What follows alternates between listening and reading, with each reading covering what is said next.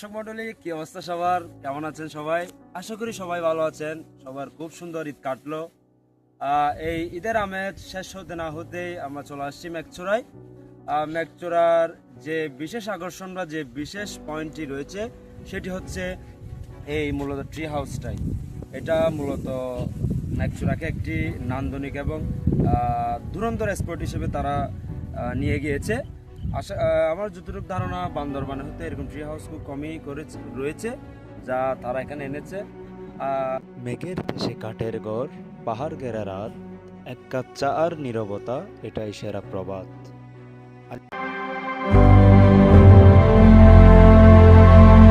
আলীকদমের নিরিবিলি পাহাড়ের কোলে মেঘচূড়া হিল রিসোর্টের ট্রি হাউস যেন প্রকৃতির সাথে মিশে থাকা এক ছোট্ট স্বপ্ন।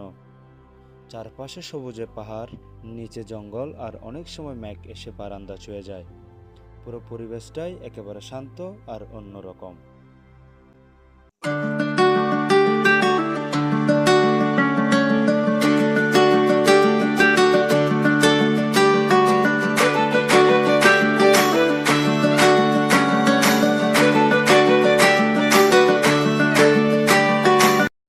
এই ট্রি হাউস শুধু থাকার জায়গা নয়, এটা একটা অনুভূতি।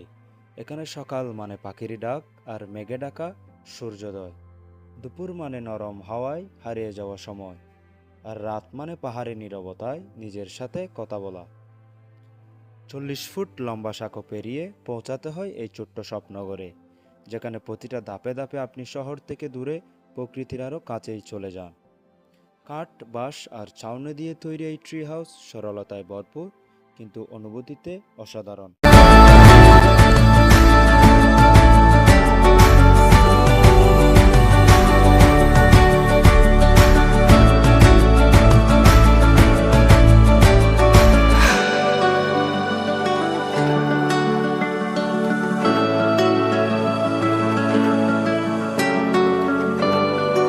এখানে থাকতে হলে আপনাকে গুনতে হবে 2500 টাকা। কী কী থাকছে তাহলে এই প্যাকেজে?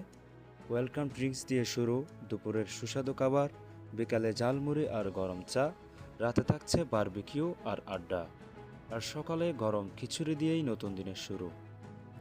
তাহলে আর দেরি কেন? এক কাপ চা হাতে বারান্দায় বসে যখন মেঘের বেলা আর পাহাড়ের স্তরগুলো দেখবেন, তখন বুঝবেন এটা শুধু একটা ভ্রমণ না, এটা মনে রাখার মতো একটা অনুভূতি।